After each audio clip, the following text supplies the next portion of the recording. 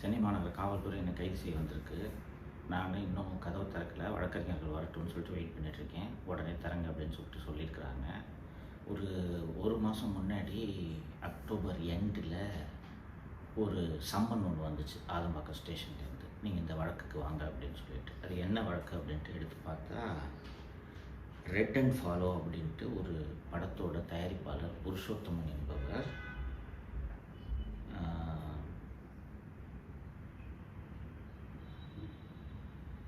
27/6/2025 அன்று என்னை 30/6/2025 அன்று என்னை அலுவலகத்துக்கு வந்து பார்த்து, எனக்கு வந்து நீங்கள் என்னை பற்றி தப்பாக பேசிட்டீங்க அந்த வீடியோவை நீக்குங்க அப்படின்ட்டு சொன்னதாகவும், நான் மாலதி அலுவலகத்தில் இருந்தவங்க எல்லோரும் சேர்ந்து அவனை அடித்து, இன்னும் 10 லட்ச ரூபா கொடுத்தா தான் வீடியோவை நீக்குவேன் அப்படின்னு சொன்னதாகவும், அவன் கையில் வச்சிருந்த ஒரு 2 லட்ச ரூபாயை பிடுங்கிக்கிட்டதாகவும் ஒரு எஃப்ஐஆர் அப்படின்ட்டு அலிகேஷன் அப்படின்றது தெரிய வந்துச்சு.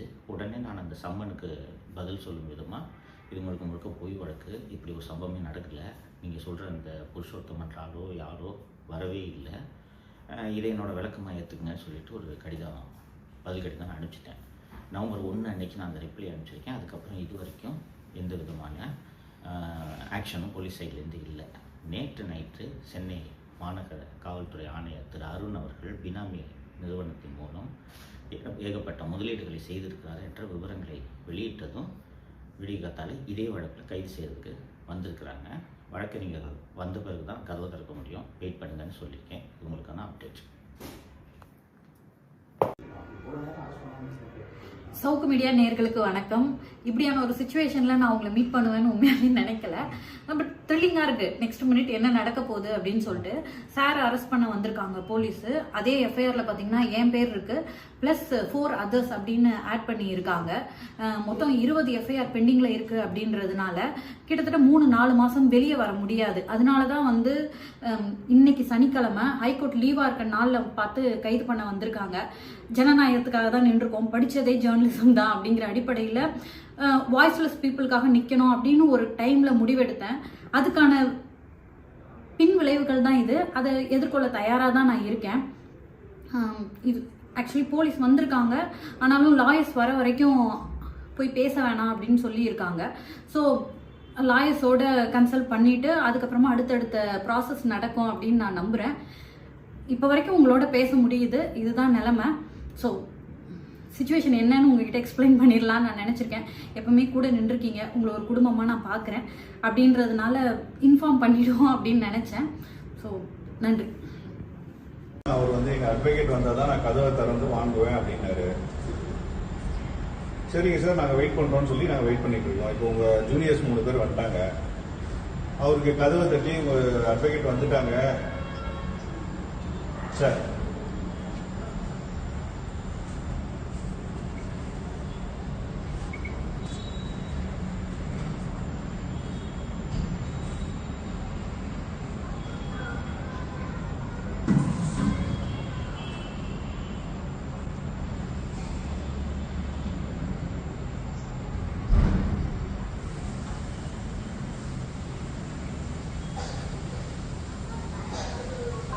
One second sir. AC sir பேசுகிறேன். உங்கள் நம்பருக்கு சார் வரேன் நாங்கள்.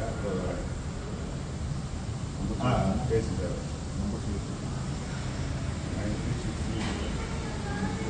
630-346-78.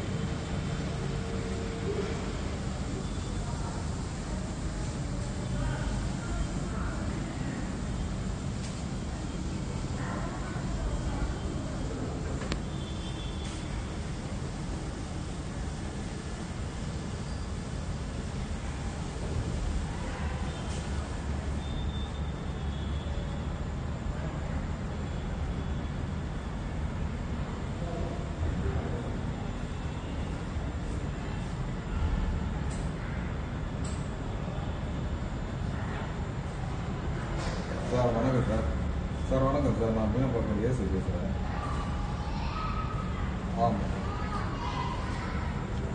சரி சார் சரி சரி சார் ஒன்றும் இல்லை நான் சொல்லிடுறேன். இல்லை ஒன்றும் இல்லை சார் ஒன்றும் இல்லை. இப்போ இன்வெஸ்டிகேஷன் ஆஃபீஸர் வந்து கூப்பிட்றாங்க, ஒரு நோட்டீஸ் சர்வ் பண்ணுறது, அதில் 6:30 வெயிட் பண்ணுறாங்க. அதுக்கப்புறம் வந்து சார் அதுக்கு தான் நேராக வந்தீங்கன்னா சார் இப்போ நான் என்ன கேட்குறேன், ஒன்றும் இல்லை சார். இப்போ எங்களுக்கு வந்து புலன் விசாரணை அதிகாரி இமீடியட் சுப்பீரியர்னால நானும் வந்திருக்கேன். அவர்கிட்ட கொஞ்சம் அட்வைஸ் பண்ணுங்க சார். 6:30 மணிலேருந்து வெயிட் பண்ணுறாங்க.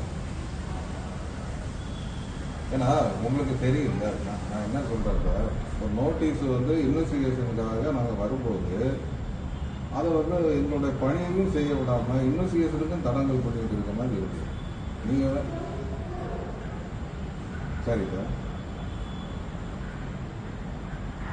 இப்போ வீட்டில் உள்ள ஆள் இல்லை, வீட்டில் அவர் இல்லைன்னா பரவாயில்ல, உட்காந்துக்கிட்டு கதவி திறக்காம அப்படிக்காம உங்க ஜூனியர்ஸ் 3 பேர் அங்கே இருக்கிறாங்க.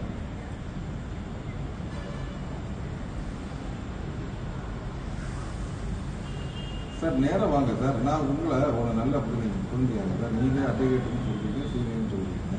இப்போ நானும் வந்து ஏசின்னு சொல்லிட்டேன்.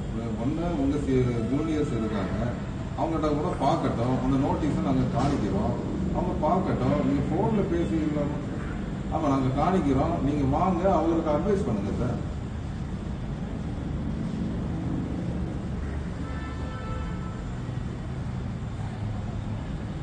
அதுதான் சார் கேட்குறேன், கோஆப்ரேட் பண்ணுங்க. நாங்கள் இப்போ நோட்டீஸை கூட காணிக்கிறோம் சார். 10 பேர் நிற்கல சார், 10 பேர் இருக்கல, ஐஓ மட்டும்தான் இருக்கிறாரு. ஐஓ இருக்கிறாரு, நான் இருக்கிறேன், 2 பேர் இருக்கிறது அந்த வந்து ஒரு வீட்டுக்கு முன்னாடி நிற்கிறோம். உங்கள் அட்வொகேட் 3 பேர் இருக்காங்க. இல்லை நான் சொல்கிறேன் கேளுங்க சார், நான் சொல்கிறேன் கேளுங்க சார். ஒரு நிமிஷம் சார், ஒரு நிமிஷம் சார். நான் சார் ஒரு நிமிஷம் சார், அந்த நோட்டீஸை உங்கள் ஜூனியர் அட்வொகேட்டை கூட பார்க்க சொல்லுங்கள், ஒன்றும் பிரச்சனை இல்லை. சரிங்களா சார்? கொஞ்சம் அட்வைஸ் பண்ணுங்க சார். தேங்க்யூ. நம்ம மென்ஷன் பண்ணி தான் அனுபவிக்கிறோம் சார். ஆமாம் சரி இல்லை சார். அவருக்கு தான் அதுக்கு தயவுசெய்து சொல்லுங்க சார். அரஸ்ட் வந்து உங்களுக்கு தெரியாதது கிடையாது. நாங்கள் அரெஸ்ட் பண்ணுறோம், அப்புறம் நீங்க கேளுங்க. அரசுக்குள்ள காரணங்கள் எல்லாத்தையுமே நாங்கள் விளக்கமா அவருக்கும் சொல்றோம். நீங்க நீங்க அட்வொகேட்டுக்கு நாங்கள் சொல்றோம். சரியா? அட்வொகேட் வந்தாங்கன்னா நான் கேட்டுட்டு ஒத்துழைப்பு கொடுக்குறோம், கதை திறக்கணும் அப்படின்னு சொன்னாரு.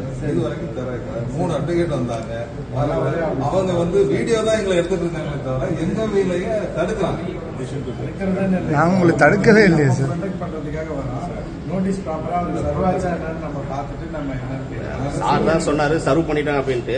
முதல்ல எனக்கு காமிக்கிறேன்னாரு, இப்ப காமிக்க முடியாது, நான் அரெஸ்ட் பண்றேன் அப்படின்றாரு. ஆமா சார், எவ்வளவு நேரம் சார்? கரெக்ட் சார், நீங்க ஆல்ரெடி சொன்னீங்க சர்வ் பண்ணிட்டு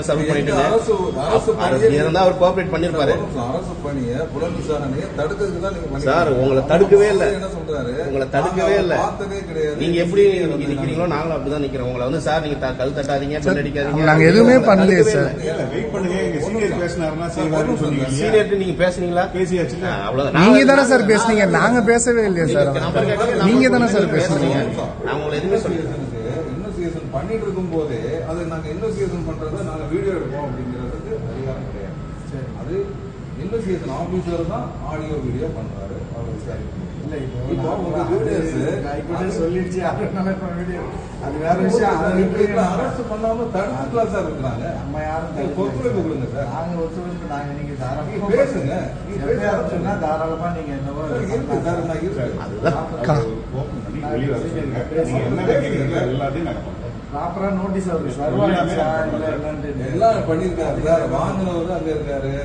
இப்போ நாங்க என்ன விசாரிக்கணும்னு வந்தோமோ அது உள்ள உட்காந்து வீடியோ போட்டுட்டு இருக்காரு. சரி சரி எங்ககிட்ட தான் சொல்லணும். அதுக்கே வீடியோ சொல்றாரு. வேற எங்க ஆல்ரெடி மீடியால வந்துட்டு தான் இருக்குது. இப்போ வந்து இல்ல சார், இப்போ வந்துட்டு இதே பண்ணல. இப்ப அவரு ஃபால்ஸா வந்து